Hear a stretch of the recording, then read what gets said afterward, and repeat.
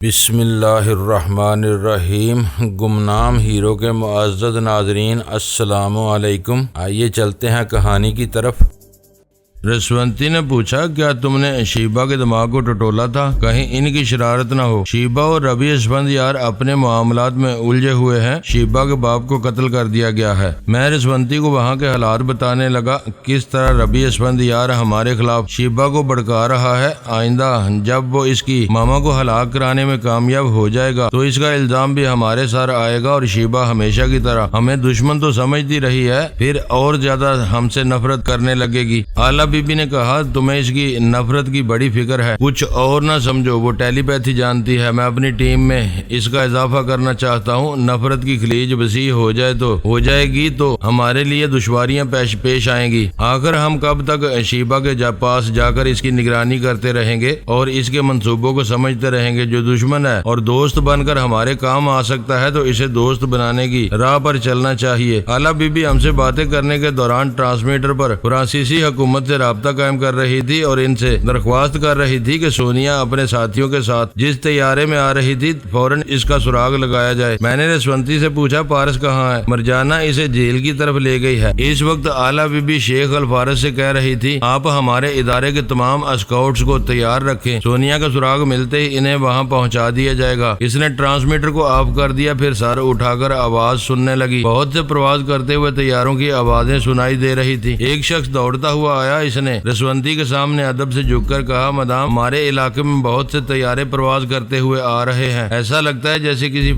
ملک کی فضائی فوج آ رہی ہے۔ اعلیٰ بی بی نے فوراً ہی دوربین اٹھائی، کھڑکی کے پاس آ کر اسے آنکھوں سے لگاتے ہوئے دیکھنے لگی۔ جتنے طیارے اسے نظر آ رہے تھے شاید اس سے بھی زیادہ اس کے آگے پیچھے ہوں گے۔ وہ کاٹیج کے اندر تھی، اس لیے تمام طیاروں کو نہیں دیکھ سکتی تھی۔ اس نے کہا، یہ کس ملک سے تعلق رکھتے ہیں ابھی کہنا مشکل ہے، ایسا لگتا ہے جیسے سب کے سب چارٹرڈ ہیں، لیکن کسی نہ کسی ملک سے ان کا تعلق ضرور ہوگا۔ اس کی بات ختم ہوتے ہی مسلسل دھماکوں کی آوازیں سنائی دینے لگیں۔ ان آوازوں کے ساتھ ہی بچوں، بوڑھوں اور عورتوں کے چیخنے چلانے کی آوازیں بھی آ رہی تھی۔ لگ رہا تھا کہ بگدڑ مچ گئی ہے۔ رسونتی چیخیں مارتی ہوئی کاٹیج سے باہر جانے لگی۔ پارس، میرا لال، میرا بچہ۔ اعلیٰ بی بی نے فوراً اسے پکڑ لیا۔ کیوں حماقت کر رہی ہو؟ باہر بمباری ہو رہی ہے، دوسرے دروازے سے میرے ساتھ چلو، ہم قریب ہی کسی چٹان کے سائے میں پہنچ کر پناہ لیں گے۔ میں نہیں جاؤں گی، میں اپنے بچے کے پاس جاؤں گی، میرا بیٹا پارس۔ میں نے رسونتی سے کہا، نادان نہ بنو، وہ مرجانہ کے پاس ہے، محفوظ رہے گا، تم اعلیٰ بی بی کے ساتھ جاؤ، میں پارس کی خیریت معلوم کرتا ہوں۔ میں مرجانہ کے پاس پہنچ گیا، وہ دوڑتی ہوئی بستی کی طرف آ رہی تھی۔ میں نے اس کے دماغ کو پڑھنے کی کوشش کی تو وہ رک گئی، سانس روک لیا۔ پھر اس نے پوچھا، کون؟ میں فرحاد بول رہا ہوں۔ وہ پھر دوڑتے ہوئے بستی کی طرف جانے لگی اور کہنے لگی، یہ کیا ہو رہا ہے؟ تمہیں کچھ علم ہے؟ میں ابھی رسونتی اور اعلیٰ بی بی کے پاس تھا، پتہ چلا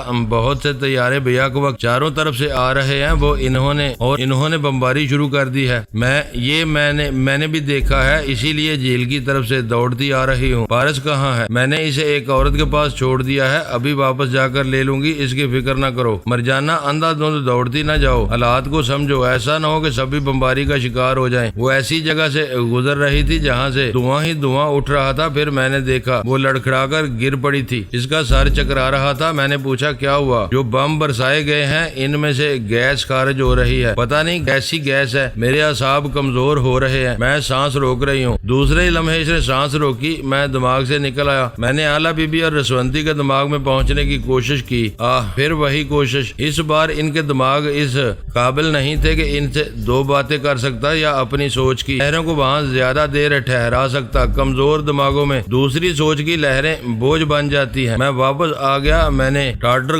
بلبا اور ٹارٹر غلبہ دونوں کے دماغوں میں پہنچنے کی کوشش کی۔ ان کا بھی یہی حال تھا۔ ٹارٹر بلبا نے تو مرجانہ کی طرح سانس روک لی تھی، لیکن غلبہ کا دماغ بے حد کمزور ہو چکا تھا۔ اب سچویشن یہ تھی کہ مجھے کسی کے دماغ میں جگہ نہیں مل رہی تھی۔ کوئی ایسا دماغ ایسا ہوتا جس کے اندر رہ کر وہاں کے حالات معلوم کر سکتا تو کسی نہ کسی طرح ان کی مدد کا کوئی راستہ نکالنے کی کوشش کرتا۔ میں اتنی دیر سے بندر سری بیگوان کے ایک گارڈن میں بیٹھا ہوا تھا، اب بیٹھا نہ رہ سکا، اٹھ کر ادھر ادھر ٹہلنے لگا۔ میرے اندر ایسی ہلچل مچی ہوئی تھی کہ بیان نہیں کر سکتا۔ میرے تمام عزیز ساتھی ایک ایک کر کے اتنی دور ہو رہے تھے کہ میری خیال خوانی بھی ان کے دماغوں تک نہیں پہنچ سکتی تھی۔ پہلے سونیا، سجاد اور لیلا، پھر اعلیٰ بی بی، رسونتی، مرجانہ اور ٹاٹر بلبا۔ جیسے تقدیر مجھ پر غصہ دکھا رہی تھی یا جیسے بہت بڑا گناہ مجھ سے سرزد ہو گیا تھا اور قدرت کی طرف سے مجھے سزا مل رہی تھی۔ میں نے پھر سونیا، لیلا اور سجاد وغیرہ تک پہنچنے کی کوشش کی مگر ناکام رہا۔ میں بار بار ایک ایک ساتھی کے دماغ میں اس امید پر جاتا تھا کہ کسی کا دماغ مجھے تھوڑی سی جگہ دے دے۔ پھر مجھے مرجانہ کے دماغ میں جگہ مل گئی، وہ زیادہ دیر تک سانس نہیں روک سکتی تھی، اب سانس لینے پر مجبور ہو گئی تھی، زمین پر رینگتے ہوئے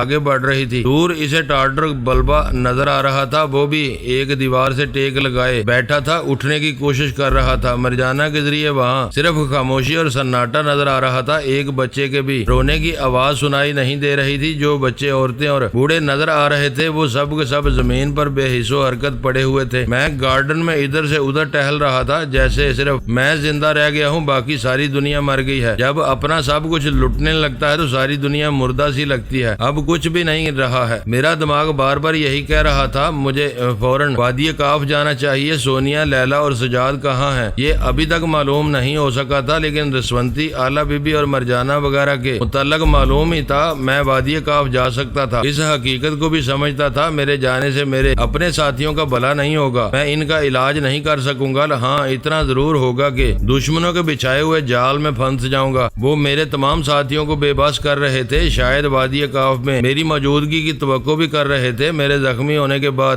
یہ خبر عام ہوئی تھی کہ میں کسی محفوظ پناہ گاہ میں آرام کر رہا ہوں اور علاج کروا رہا ہوں۔ ان سب کے ذہن میں یہی بات ہو سکتی تھی کہ وہ محفوظ پناہ گاہ وادی کاف ہے۔ اب دیکھنا یہ تھا کہ دشمنوں کے اس طرح اچانک حملہ کرنے کا نتیجہ کیا ہوتا ہے۔ کیا وہ گیس صرف جسمانی اور دماغی طور پر کمزور کرتی ہے، اعصاب کو کمزور بناتی ہے یا ہلاکت کا باعث بنتی ہے؟ اگر صرف جسم اور دماغ کو کمزور بناتی ہے تو یہ سمجھنا تھا کہ دشمن میرے تمام ساتھیوں کی کمزوری سے کیا فائدہ اٹھانا چاہتے ہیں۔ اگر وہ میرے ساتھیوں کے پاس آتے ہیں اور وادی کاف سے انہیں کہیں لے جاتے ہیں تو وہاں پہنچ کر انہیں میری تلاش بھی ہوگی۔ جب وہ مجھے نہیں پائیں گے تو پھر ان کے دماغوں کو دھچکا سا لگے گا۔ اتنی کوشش کرنے اور بیک وقت میرے تمام ساتھیوں پر حملہ کرنے کے باوجود میں ان کے ہاتھ آنے والا نہیں تھا۔ ایک ضد تھی کہ وادی کاف جانا چاہیے، دوسری طرف عقل سمجھا رہی تھی صبر کرنا چاہیے، دیکھنا چاہیے کہ دشمن آگے کیا کرتے ہیں، کیا چاہتے ہیں۔ اچانک مجھے ماسٹر کی کا چیلنج یاد آیا۔ اس نے کہا تھا ایک دن مجھے بری طرح بے بس بنا دے گا، مجھے اپاہج بنا کر چھوڑ دے گا، دنیا والے میری حالت سے عبرت حاصل کریں گے۔ کیا وہ اس انداز میں مجھے بے بس بنانا چاہتا ہے؟ میں خود کو واقعی بے بس سمجھ رہا تھا، اپنے کسی ساتھی کے پاس پہنچ نہیں سکتا تھا، جہاں تھا وہاں سے فوراً ہی پرواز کر کے جانے کی کوئی صورت نہیں تھی، اور صورت بھی ہوتی تو دماغ رہ رہ کر سمجھا رہا تھا وادی کاف جانے کی حماقت نہیں کرنا چاہیے۔ بے بسی کا یہ عالم تھا کہ دماغ میں کوئی تدبیر نہیں آ رہی تھی، ماسٹر کی تک پہنچنے کا کوئی ذریعہ نہیں تھا۔ بہروز افندی سے معلوم ہو چکا تھا وہ ایک ہفتے سے پہلے اپنے ماسٹر کی خدمت میں حاضر نہیں ہو سکے گا اور نہ ہی اس کے کسی ماتحت رابطہ قائم کر سکے گا۔ میں ہر طرف سے کٹ گیا تھا۔ میں نے شیخ الفارض کو مخاطب کیا، انہیں اعلیٰ بی بی اور رسونتی وغیرہ کے حالات بتائے، وادی کاف میں جو ہو چکا تھا اس کی تفصیل سنائی۔ وہ پریشان ہو کر بولے یہ اچانک کیا ہو رہا ہے؟ ہم خوش فہمی میں مبتلا رہے، دشمن ہمیں دوسرے محاذوں پر الجھاتے رہے، لیکن اندر ہی اندر ایک منظم حملے کی پلاننگ کرتے رہے۔ وہ موقع کی طاق میں تھے کہ بیک وقت میرے تمام ساتھیوں کو کس طرح مفلوج بنایا جا سکتا ہے۔ انہوں نے سمجھایا بیٹے حوصلے کی ضرورت ہے، تم اطمینان سے ایک جگہ بیٹھو اور وقفے سے ہر ایک کے دماغ میں پہنچتے رہو، دیکھیں اس گیس کا اثر کتنی دیر رہتا ہے۔ میں یہاں ایسی ٹیموں کو منظم کر رہا ہوں جو وادی کاف پہنچ کر صحیح حالات معلوم کر سکے اور اعلیٰ بی بی وغیرہ کی مدد کر سکے۔ مجھے یقین تھا وہ فرانسیسی حکومت کے تعاون سے گھنٹے 2 گھنٹے کے اندر وادی کاف پہنچ سکتے ہیں یا اپنے آدمیوں کو بھیج سکتے ہیں۔ میں ادھر سے کسی حد تک مطمئن ہو گیا۔ میں نے سونیا کے دماغ پر دستک دی، مجھے دماغ میں جگہ ملی مگر جواب نہیں ملا، وہ گمسم تھی۔ میں پہلی بار جب بھی گیا تھا تو اس کی آنکھیں بند تھیں، اب وہ کھلی ہوئی تھیں، اس کے ذریعے میں کچھ دیکھ نہیں سکتا تھا، بس یوں لگ رہا تھا جیسے وہ روشنیوں کے درمیان ہے، آنکھوں کے سامنے اتنی زیادہ روشنی ہے کہ وہ کچھ دیکھ نہیں پاتی ہے۔ ایسی بات نہیں تھی کہ سامنے کسی نے تیز روشنی کر رکھی تھی، ایک نوزائیدہ بچے کے دماغ میں پہنچ کر دیکھا جائے تو وہ نہ بول بولتا ہے نہ سمجھتا ہے، اس کی کھلی آنکھوں سے دنیا صرف روشن نظر آئے گی، لیکن اس روشنی میں اسے کیا نظر آ رہا ہے، گھر کیسا ہوتا ہے، انسان کیسے ہوتے ہیں، یہ بات پہل سمجھ میں نہیں آتی، رفتہ رفتہ بچہ سمجھنے لگتا ہے۔ ٹھیک اسی طرح سونیا کے سامنے اجالا ہی اجالا تھا، لیکن اس کا دماغ سمجھ نہیں پا رہا تھا کہ سامنے کوئی مکان ہے، شخص ہے، کوئی چیز ہے، غرض یہ کہ اس کی آنکھوں کے سامنے کوئی چیز اپنی کوئی شکل اختیار نہیں کر رہی تھی۔ اتنا سمجھ میں آیا کہ پہلے وہ بے ہوشی کی وجہ سے دماغ میں نیم تاریکی تھی، جو شخص مردہ ہو جاتا ہے اس کے دماغ میں مکمل تاریکی ہوتی ہے، لیکن سونیا کے دماغ میں مکمل تاریکی نہیں تھی، روشنی تھی، یعنی وہ زندہ تھی مگر سوچنے کے قابل نہیں تھی، اس کا دماغ بے حس ہو چکا تھا۔ میں نے لیلا اور سجاد کے دماغ میں باری باری پہنچ کر دیکھا، ان کی بھی وہی حالت تھی، ان کی آنکھیں بھی یقیناً کھلی ہوں گی، تبھی میری سوچ کی لہریں ان کے دماغوں میں روشنی محسوس کر رہی تھی، زندگی کی روشنی۔ میں نے شیخ الفارس کے پاس پہنچ کر انہیں سونیا وغیرہ کی کیفیت بتائی، وہ تشویش میں مبتلا ہو گئے، ان کی سوچ پڑھ کر میں بھی پریشان ہو گیا۔ انہوں نے کہا سونیا، لیلا اور سجاد کوما میں ہے۔ کوما کا مطلب پڑھنے والے جانتے ہیں، انسانی جسم کا ساکت ہونا، جسم ساکت ہو جاتا ہے، آنکھیں ساکت ہو جاتی ہیں، دماغ سن ہو جاتا ہے، نہ سوچنے کے قابل رہتا ہے، نہ جسم حرکت کر سکتا ہے، اور کھلی آنکھوں سے دیکھتے ہوئے بھی کچھ سمجھ میں نہیں آتا کہ سامنے کیا ہے۔ کچھ عرصہ پہلے جب طبی تحقیقات کا دائرہ کار محدود تھا، ان دنوں شاذ و نادر ہی کسی انسان پر ایسی قدرتی آفت نازل ہوتی تھی۔ اکثر لوگ موت سے پہلے ایسی کیفیت سے دوچار ہوتے تھے اور ایسے وقت کہا جاتا تھا کہ بیچارہ مرنے والا سکرات کے عالم میں ہے۔ اب سائنسی ریسرچ نے بڑے کارہائے نمایاں انجام دیے ہیں، طبی ریسرچ ہو یا ایٹمی ریسرچ، انسان نے جہاں مثبت انداز کی تحقیقات کی اور انسانیت کی بھلائی کے لیے کام کیا، وہاں منفی انداز میں انسانی تباہی کے لیے بھی بہت کچھ کیا جا رہا ہے۔ ایسی دوائیں اور انجیکشن ایجاد ہو گئے ہیں جن کے ذریعے انسانی جسم کو بالکل ساکت کر دیا جاتا ہے، آدمی دل کی اور نبض کی ہلکی ہلکی رفتار سے زندہ رہتا ہے مگر بظاہر مردہ رہتا ہے، کسی کام کا نہیں رہتا، نہ حرکت کر سکتا ہے، نہ سوچ سکتا ہے، نہ سمجھ سکتا ہے، نہ دیکھ سکتا ہے۔ انسان کی ایسی حالت کو کوما کہتے ہیں۔ میں نے شیخ الفارس سے کہا آخر سونیا وغیرہ کب تک کوما میں رہیں گی؟ ذرا انتظار کرو، میں نے اپنے ادارے کے میڈیکل آفیسر سے اس سلسلے میں معلومات طلب کی ہیں، تھوڑی دیر بعد بتاؤں گا۔ میں وہاں سے واپس آ گیا، اب بھی اسی گارڈن میں تھا، اور کہاں جا سکتا تھا؟ ہوٹل میں میرے لیے کمرہ تھا لیکن وہاں جانے کو دل نہیں چاہتا تھا۔ صبح ہلکا سا ناشتہ کیا تھا اور اب شام ہو گئی تھی، بھوک بھی لگ رہی تھی۔ میں ایک ٹیکسی میں بیٹھ کر دریا کے کنارے آیا، پھر ایک کشتی کرائے پر حاصل کر کے اس میں بیٹھ گیا۔ دماغ کو سکون پہنچانے اور تازہ ہوا کھانے کے لیے کشتی کی سیر مناسب تھی تاکہ مجھے تنہائی میں سوچنے سمجھنے کا موقع ملتا رہے۔ دریا کے ساحل پر بڑی ہریالی تھی، شام کو ڈوبتے ہوئے سورج کی لالی میں دریا کی لہریں سنہری سنہری لگ رہی تھی، ایسا معلوم ہو رہا تھا جیسے کشتی تلے سونا پگھلتا جا رہا ہو۔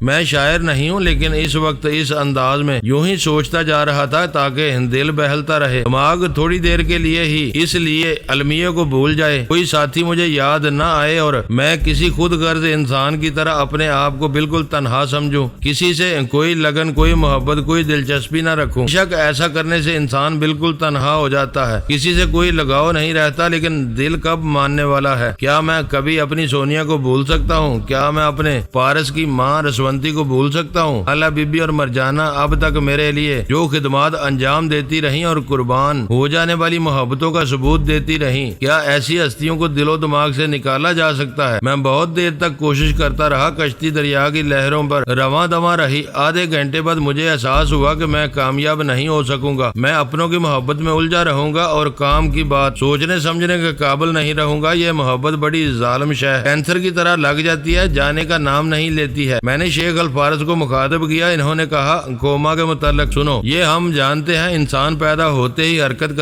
کرنے لگتا ہے اور مرتے دم تک بے حس و حرکت نہیں ہوتا، لیکن انسانی زندگی کے دوران ایسے مرحلے بھی آتے ہیں جب وہ شدید تکلیف میں مبتلا ہوتا ہے۔ اس تکلیف سے نجات دلانے کے لیے دوائیں دی جاتی ہیں، جب دوائیں کام نہیں آتی تو اس کے جسم کے حصے سن کر دیا جاتا ہے۔ جہاں شدید تکلیف ہوتی ہے اسی طرح اب ایسی دوائیں اور انجیکشن ایجاد ہو گئے ہیں جن کے ذریعے انسان کا پورا پورا جسم سن کر دیا جاتا ہے وہ حرکت کے قابل نہیں رہتا۔ وہ کہہ رہے تھے اور میں سن رہا تھا۔ انہوں نے اپنی گفتگو جاری رکھتے ہوئے کہا، طب کے اصولوں کے مطابق جسم کو اس وقت سن کیا جاتا ہے جب کوئی دوا کارگر نہیں ہوتی اور علاج کے لیے کچھ وقت درکار ہوتا ہے۔ اس وقت تک مریض کو آرام پہنچانے کے لیے سر سے پاؤں تک بالکل بے حس کر دیا جاتا ہے۔ انجیکشن کے ذریعے اسے کوما میں ڈال دیا جاتا ہے۔ آدمی کو کوما میں لانے کا ایک مرحلہ یہ بھی ہوتا ہے جب وہ لبے دم ہوتا ہے، اس کے بچنے کی امید نہیں ہوتی۔ اگر مرنے والا یہ وصیت کر جائے کہ اس کا دل، اس کی آنکھیں، اس کے گردے کسی کو عطیہ کے طور پر دے دیے جائیں تو اس کی آخری سانسوں کے دوران اسے انجیکشن لگائے جاتے ہیں، جن کے اثر سے دل، گردے، آنکھوں اور دماغ وغیرہ میں مرنے کے بعد بھی زندگی کی ہلکی سی حرارت باقی رہتی ہے، اور وہ اتنی دیر تک رہتی ہے جتنی دیر میں اسے ایک جسم سے دوسرے جسم میں منتقل کیا جا سکتا ہے یا طبی طریقوں سے محفوظ کیا جا سکتا ہے۔ اگر مرنے والے نے ایسی کوئی وصیت نہ کی ہو اور وہ لاوارث ہو اور اس کے مرنے کے بعد اس کی لاش کا مطالبہ کرنے والا کوئی نہ ہو تو ایسے شخص کو بھی کوما کے سٹیج پر لایا جاتا ہے۔ حالانکہ یہ غیر قانونی ہوتا ہے، لیکن بعض مفاد پرست نام نہاد مسیحا انسانی دل، دماغ، آنکھیں اور گردے بھاری معاوضے کے لالچ میں فروخت کرنے کے لیے ایسی حرکتیں کرتے ہیں۔ میں نے شیخ الفارس سے پوچھا، محترم شیخ، ایسی مجرمانہ ذہنیت رکھنے والوں کا ریکارڈ آپ کے ہاں ضرور ہوگا؟ بے شک ہے، میں نے اپنے ادارے کے کرمنل برانچ سے کہا ہے ایسے مجرموں کی فائل میرے سامنے پیش کی جائیں، تھوڑی دیر میں ان کے متعلق بھی معلومات حاصل ہو جائیں گی۔ جسونتی اور اعلیٰ بی بی تک پہنچنے کے لیے کیا کیا جا رہا ہے؟ سارے انتظامات ہو چکے ہیں، ہمارے آدمی یہاں سے پرواز کر چکے ہیں،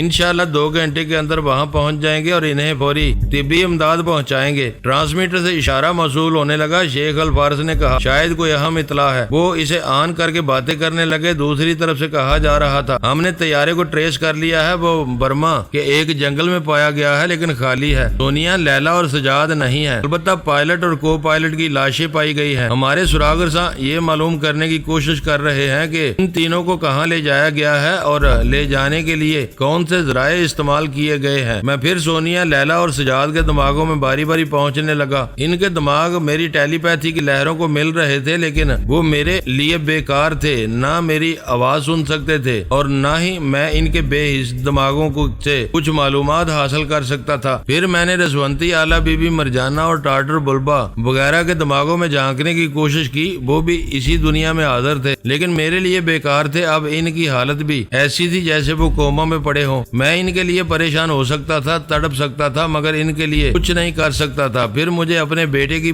یاد ستانے لگی۔ میں نے پارس کے دماغ میں پہنچنے کے لیے اس کے لب و لہجے کو یاد کیا، پھر اس کے دماغ میں پہنچنا چاہا مگر نہ پہنچ سکا۔ دراصل مجھے پارس کا صحیح لب و لہجہ یاد نہیں آ رہا تھا۔ جب ایک بار میں اس کے دماغ میں گیا تھا تو وہ بولنا سیکھ رہا تھا، توتلی زبان میں ایک آدھ لفظ ادا کرتا تھا۔ میں نے سوچا تھا جب وہ اچھی طرح بولنے لگے گا تو اس کی آواز اور لب و لہجے کو اپنی یادداشت میں محفوظ کر لوں گا، لیکن وہ وقت ہی نہیں آیا۔ حالات نے مجھے اس قدر مصروف رکھا کہ میں بیٹے کی طرف دھیان نہ دے سکا۔ رسونتی اس کے پاس تھی، میں مطمئن رہتا تھا۔ یہ کبھی سوچا بھی نہیں جا سکتا تھا کہ وادی کاف میں اچانک اس طرح فضائی حملہ ہوگا اور سب کے سب مجھ سے بچھڑ جائیں گے، اور اس طرح بچھڑ جائیں گے کہ نہ زندوں میں شمار کیے جائیں گے نہ مردوں میں۔ مزید پریشانی یہ تھی کہ پارس کہاں ہے؟ اس کے پاس ہے۔ میں نے پھر اس کے اکھڑے اکھڑے لب و لہجے کو اور اس کی آواز کو یاد کرنے کی کوشش کی مگر بے سود، مجھے کچھ یاد نہیں آیا۔ میں کچھ سوچتے ہوئے دریا کی لہروں کو دیکھنے لگا۔ سورج ڈوب چکا تھا لیکن ساحل کی روشنی ہم تک پہنچ رہی تھی۔ میں نے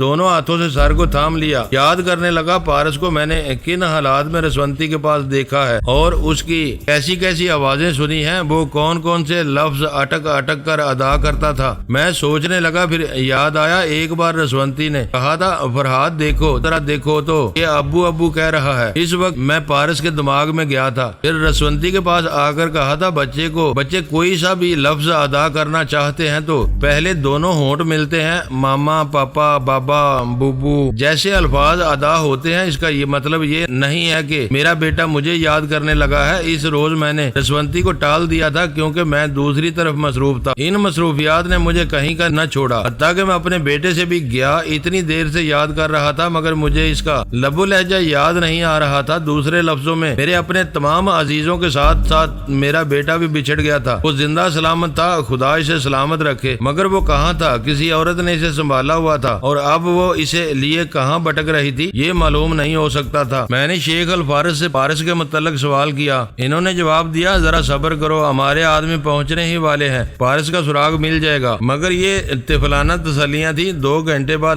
میں اپنے ہوٹل کے کمرے میں تھا اور شیخ الفارس بتا رہے تھے کہ ہمارے تمام آدمی پہنچ گئے۔ ہر طرف اپنے لوگوں کو تلاش کیا گیا لیکن وہاں لاشیں ملی۔ جو اہم افراد تھے وہ سب لاپتہ تھے۔ رسونتی، آلا بی بی، مرجانہ، ٹاٹر بلبا، ٹاٹر غلبہ وغیرہ کوئی نظر نہیں آیا۔ میں نے کہا اس کا مطلب یہ ہے کہ جن لوگوں نے حملہ کیا اور انہیں بے حس و حرکت بنا دیا، بعد میں وادی کاف پہنچے، رسونتی، آلا بی بی، مرجانہ، ٹاٹر بلبا وغیرہ کو وہاں سے لے گئے۔ یہی بات سمجھ میں آتی ہے، لیکن میرا پارس کہاں ہے؟ شاید دشمن اسے بھی لے گئے ہیں۔ میں نے انہیں بتایا کہ میں پارس کے دماغ میں پہنچ نہیں سکتا۔ اگر وہ پارس کو اور دوسرے لوگوں کو قیدی بنا کر لے گئے ہیں تو آخر وہ کون ہے، کہاں لے جا سکتے ہیں؟ پلیز آپ اپنے آدمیوں کو ہر طرف پھیلا دیں، جتنے دشمن ہیں سب کی کڑی نگرانی کی جائے۔ میں سب کچھ کر رہا ہوں، انہیں ڈھونڈ نکالنے کے لیے سلسلے میں کوئی کمی نہیں چھوڑوں گا۔ تم اطمینان رکھو، صبر کرو اور حوصلے سے کام لو۔ میں دھیرے دھیرے ہنسنے لگا، پھر چپ ہو گیا۔ مجھے محسوس ہوا جیسے میں بے اختیار ہنسنے لگا تھا، جیسے کوئی پاگل ہنستا ہے اور ہنسنے کی کوئی وجہ نہیں ہوتی۔ میرے ہنسنے کی بھی کیا وجہ تھی جبکہ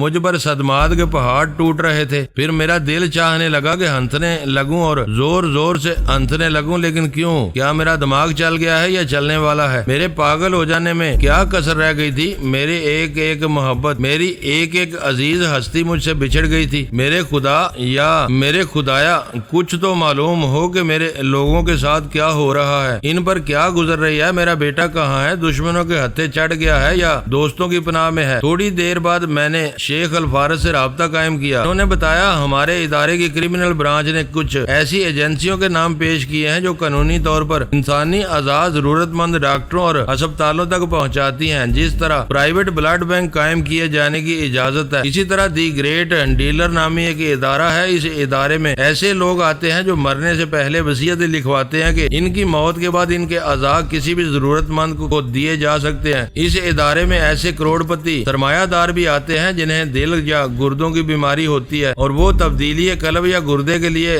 دی گریٹ ڈیلر کے ادارے سے رابطہ قائم کرتے ہیں، انہیں بھاری معاوضہ دیتے ہیں۔ دولت پاس ہو تو اس دنیا میں کیا نہیں مل جاتا۔ اب صرف گاڑی کے پارٹس بازاروں میں نہیں ملتے، اب انسانی جسموں کے پارٹس بھی مل جاتے ہیں۔ وہ اپنی دولت سے سب کچھ خرید لیتے ہیں اور قانوناً ایسا ہوتا ہے کیونکہ اپنے جسم کا کوئی حصہ عطیے کے طور پر دینے والا مرنے سے پہلے وصیت کر جاتا ہے، اس لیے یہ غیر قانونی عمل نہیں ہوتا۔ میں نے پوچھا کیا یہی ایک ڈیلر ہے؟ نہیں، ابھی میرے سامنے 3 نام ہیں، دی گریٹ ڈیلر، دوسرا ڈونیٹڈ پارٹس سپلائر اور تیسرے ادارے کا نام ہے ہیومن پارٹس بینک۔ ان اداروں کے مرکزی دفاتر لندن، پیرس اور نیو یارک میں ہیں۔ جو دفاتر پیرس میں ہیں وہاں ہمارے سراغرساں اپنے لیے جگہ بنانے کی کوشش کر رہے ہیں، باقی لندن اور نیو یارک میں بھی ہمارے آدمی پہنچ ہی جائیں گے۔ لندن میں دفاتر کے پتے مجھے بتائیں، میں وہاں جا رہا ہوں۔ انہوں نے تمام پتے نوٹ کرائے۔ میں نے آلا بی بی کے خاص ماتحت کو بلا کر کہا میرے لیے لندن کا ٹکٹ لو، جو پہلا طیارہ یہاں سے جاتا ہے اس میں سیٹ ریزرو کراؤ۔ وہ جانے لگا۔ میں نے کہا سنو، لندن اور آئرلینڈ کے درمیان ایک جزیرہ ہے۔ اس نے سارا لا کر کہا یس سر، اس جزیرے کو آئلس آف مین کہتے ہیں۔ میرا قیام لندن میں نہیں ہوگا، وہاں سے اسی جزیرے میں جاؤں گا جو پتے تمہیں بتا رہا ہوں۔ وہاں پہنچ کر لوگوں سے گفتگو کرو گے، اس کے بعد میں ان کے دماغوں میں پہنچ جاؤں گا، باقی معلومات خود حاصل کرتا رہوں گا۔ وہ میرے حکم کی تعمیل کے لیے چلا گیا۔ رات گزرنے لگی۔ آلا بی بی کے ایک ماتحت نے آ کر کھانے کے لیے پوچھا، میں نے انکار کر دیا، مجھے کچھ اچھا نہیں لگ رہا تھا۔ کھانا پینا انسانی زندگی کے لیے ضروری ہے، مگر اب یہ ضروری چیزیں بھی اچھی نہیں لگ رہی تھی۔ میں بستر پر تھکے ہوئے انداز میں لیٹ گیا، آنکھیں بند کر لیں۔ سونے کا ارادہ نہیں تھا، اگر ارادہ ہوتا تو اپنے دماغ کو ہدایت دیتا۔ میں سونا بھی نہیں چاہتا تھا، لیکن اپنے چاہنے یا نہ چاہنے سے کیا ہوتا ہے۔ تھکے ہوئے انداز میں آنکھیں بند کیے پڑا ہوا تھا، پتہ نہیں کیسے آنکھ لگ گئی، ایسا پہلے کبھی نہیں ہوا تھا مگر اب ہو رہا تھا۔ میں نے خواب میں دیکھا ایک بہت ہی صاف ستھرا سفید اجلا سا کمرہ ہے، وہاں بستر پر سفید اجلی سی چادر بچھی ہے، اس پر سونیا بے حس و حرکت لیٹی ہوئی ہے۔ وہ چاروں شانے چیت ہے، آنکھیں کھلی ہوئی ہیں، نہ وہ بول سکتی ہے، نہ سن سکتی ہے، نہ حرکت کر سکتی ہے۔ پھر دوسرے ایئر کنڈیشن کمرے میں لیلا کو اسی حالت میں دیکھا۔ تیسرے ایئر کنڈیشن کمرہ سجاد کے لیے تھا، چوتھا رسونتی کے لیے، پانچواں آلا بی بی کے لیے، چھٹا مرجانہ کے لیے اور ساتواں ٹارٹر بلبا کے لیے۔ کے بعد دیگرے میں ایئر کنڈیشن کمروں کو دیکھتا جا رہا تھا۔ ہر کمرے میں میرے چاہنے والے بے بسی کے عالم میں پڑے ہوئے تھے اور یہ کوئی مجبوری تھی کہ وہ اپنی اس حالت حالت پر فریاد تک نہیں کر سکتے تھے، لب تک نہیں ہلا سکتے تھے۔ پھر میں نے ایک کمرے میں دیکھا میرا ننھا پارس اسی حالت میں پڑا ہوا تھا، وہ بھی کوما میں تھا۔ پھر میں نے دیکھا ڈاکٹر بڑے بڑے آپریشن کے اوزار لے کر میرے چاہنے والوں کی طرف آ رہے تھے اور ان کے جسم کے ایک ایک حصے کو کاٹ کر کروڑ پتی اور ارب پتی سرمایہ داروں کے ہاتھوں فروخت کر رہے تھے۔ میں تڑپ کر وہاں پہنچ گیا۔ میں نے ایک ڈاکٹر کا ہاتھ پکڑ لیا، لیکن ایسا لگا جیسے کوئی اثر نہ ہوا ہو۔ وہ ہاتھ پکڑنے کے باوجود آگے بڑھتا جا رہا تھا۔ میں چیخ چیخ کر کہہ رہا تھا، رک جاؤ، یہ میری محبتیں ہیں، میرے عزیز ترین رشتہ دار ہیں، میرے لہو کے رشتے بھی ہیں، زبان کے رشتے بھی ہیں، انسانیت کے رشتے بھی ہیں۔ انہوں نے قدم قدم پر میرے لیے قربانیاں دی ہیں، ہمیشہ اپنی زندگی کو خطرات میں ڈالا ہے، ہمیشہ جان کی بازی لگائی ہے۔ آج ان کی جان پر بنی ہوئی ہے، ان کے جسموں کو نہ کاٹو، ان کے دل نہ نکالو، ان کی آنکھیں نہ نکالو، خدا کے لیے رک جاؤ۔ لیکن کوئی میری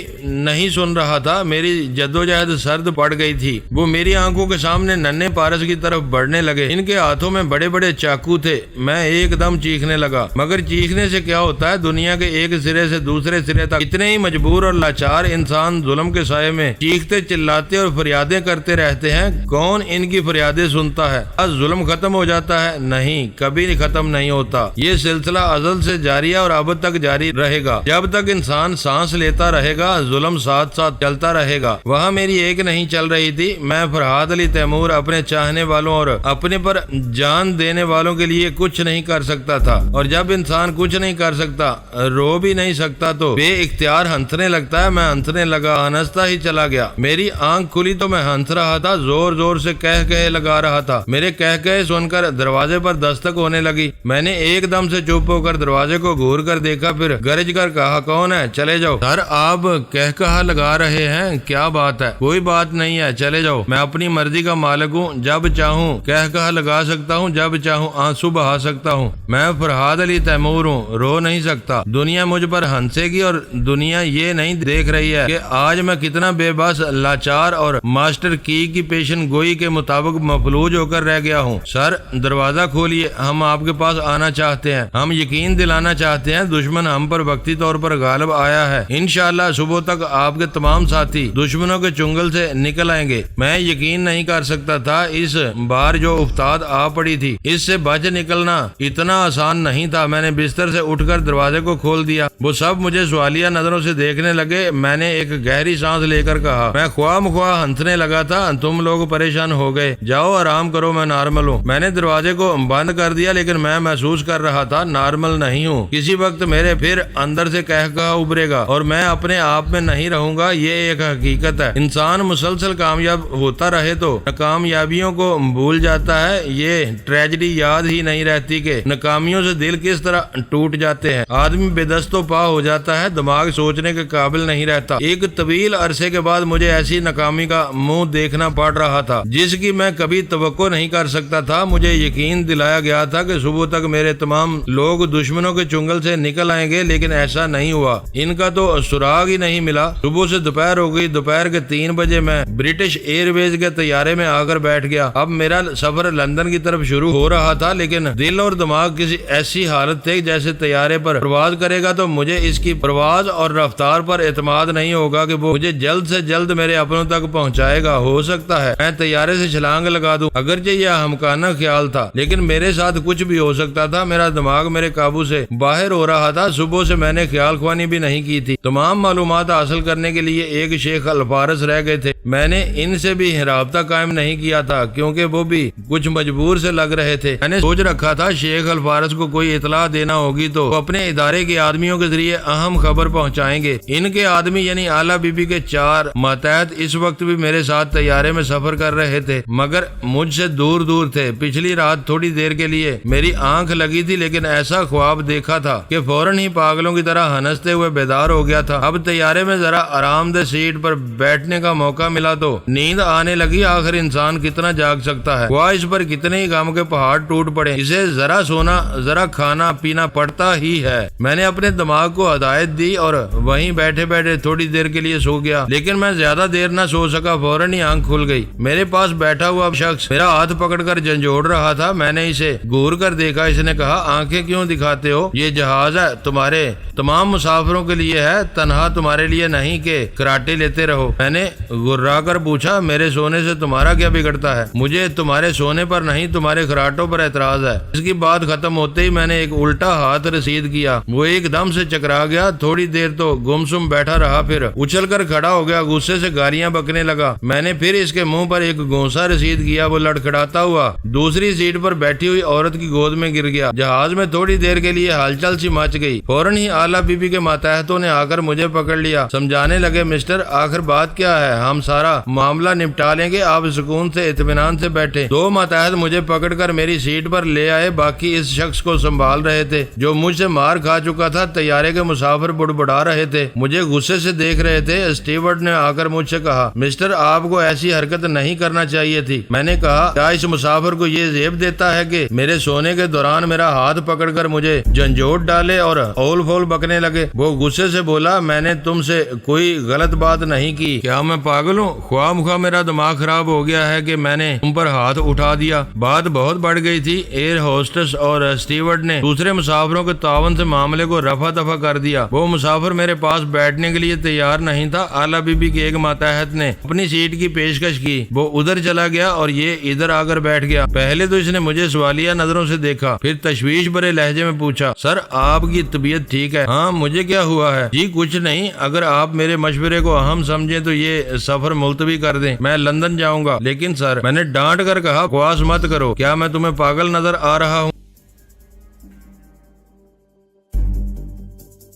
मुअज़्ज़ज़ नाज़रीन, लाइक करें, शेयर करें और कमेंट्स बॉक्स में पाक आर्मी जिंदाबाद, पाकिस्तान पाइंदाबाद का नारा ज़रूर दर्ज करके अपने मुल्क पर फ़ख्र करें और पाकिस्तान की बुनियादें मजबूत करने में अपना किरदार अदा करें। वीडियो देखने का शुक्रिया। मुअज़्ज़ज़ नाज़रीन, अपना ख्याल रखिएगा और हमारे चैनल का भी। ISI पाक आर्मी जिंदाबाद, पाकिस्तान पाइंदाबाद।